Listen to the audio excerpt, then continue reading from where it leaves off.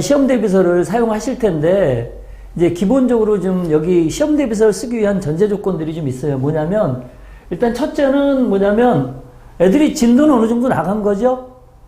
이 시험 대비서 나가는데 뭐 그 전에 뭐 전혀 몰라 이런 애들은 거의 없을 거 아니에요. 그죠? 물론 이제 뭐 잘하고 못하는 애는 차이는 있을 수 있지만, 전혀 안 하는 애들은 시험 대비서 볼 수가 없으니까요. 그래서, 진도는 어느 정도 했다.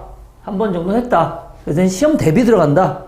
두 번째는 뭐냐면, 이 교재 기준이, 난이도 기준이 뭐냐면, 한 70% 정도 아이들한테 맞췄어요.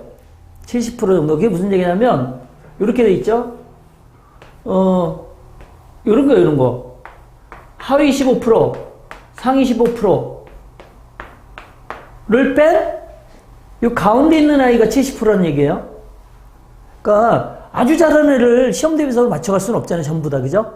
그 다음에 아주 못하는 애를 또 시험 대비서 맞춰갈 수 없으니까 요런 상위권하고 최하위권은 보조 자료를 활용하시면 되니까 일단 이 시험 대비서는 기준이 상위 15%, 하위 15%를 제외한 이게 한 70% 아이들한테 맞춰졌다는 게 기본입니다. 그래서 나머지는 어떻게 한다고요? 요렇게 하위 아이들과 상위권 애들은 다 할 수 있는 자료들이 다 준비되어 있으니까 그걸 활용하시면 되고, 그 다음에 이제 세 번째가 뭐냐면 주 3회를 기준으로 만들어져 있습니다. 주 3회. 주 3회 뭐냐면 예를 들어서 뭐 월, 수, 금이다. 그 월요일 날 와서 2교시, 수요일 날 2교시, 금요일 날 2교시를 하는데 이 교재는 뭐야? 4주 분량이에요. 4주. 교재 4주 분량이니까 한 주 와서 1회, 2회 이게 수업이고 금요일은 테스트예요. 다시 한번 월요일, 수요일은 뭐 화목토도 가능하지만 월요일, 수요일은 수업, 금요일은 테스트로 이렇게 진행되어 있습니다. 그래서 모두 총 4주니까 모두 뭐야? 8회가 되겠네. 그죠? 8회. 4주 8회. 테스트는 원래 4개가 있어야 되잖아요. 4개. 4주를 하니까. 근데 뭐냐면 테스트는 일부러 6개를 만들었습니다. 왜냐면 애들 난이도별로 테스트를 만들어서 6개를 집어넣어 놨어요. 그래서 그건 자세히 한번 얘기해 드릴 테니까 그렇게 하시면 되고, 요 세 가지 기준하고, 그 다음에, 그 안에 동영상 강의나 이런 게 찍혀 있는데, 그거는 그렇게 중요한 게 아니에요. 또 교재도 중요한 게 아니고, 왜 시중에 얼마나 좋은 교재가 많습니까? 그죠?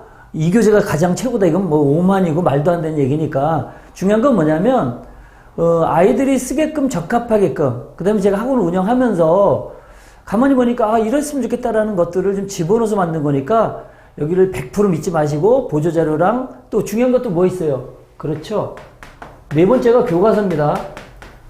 그잖아요. 아이들 교과서를 하지 않으면 시험 준비는 의미가 없는 거예요. 그러니까 시험 대비서는 보조적으로 어떻게 활용할지는 그 선생님의 재량이니까 이걸 기준으로 해서 교과서까지 하면 아마 최상의 그 효과를 좀 얻을 수 있지 않겠나 생각하고요. 학원 가보니까 교과서를 복사를 해, 복사. 그걸 두 번을 복사해서 그대로 계속 해주더라고요. 왜냐면 학교에서 시험에서 요즘, 뭐 어렵게 낼 수 없으니까 다 교과서에서 복사해서 전부 다 문제를 그대로 복사해서 뭐 서술형에 이런 거 내니까 교과서를 빼고서는 뭐 시험 대비를 했다 얘기할 수 없습니다. 물론 최상위권은 아니고, 일단 중위권이든 하위권이든 아니면 뭐 좀 상위권 정도까지도 교과서는 반드시 필요하다는 거. 꼭. 다섯 번째가 뭐냐면, 원칙이에요, 원칙. 원칙이 뭐냐면, 그 원의 규칙이란 말이에요. 자, 그럼 무슨 얘기냐?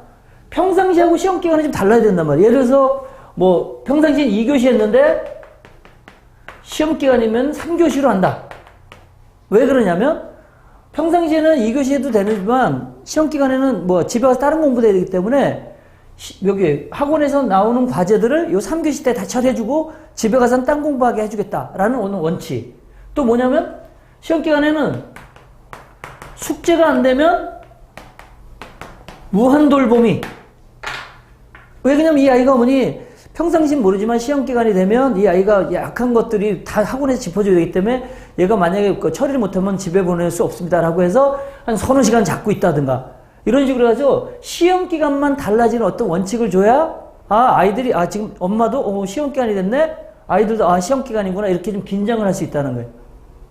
이해가시겠죠? 시험 대비서 어떻게 구성되어 있냐면 뭐 보시면 알겠지만 일단 기본편이 있고 자세한 내용은 바로 설명해 줍니다. 기본편이 있고, 유형편이 있고, 그 다음에 천기 누설편이 있고, 그 다음에 이제 부록편이 있어요.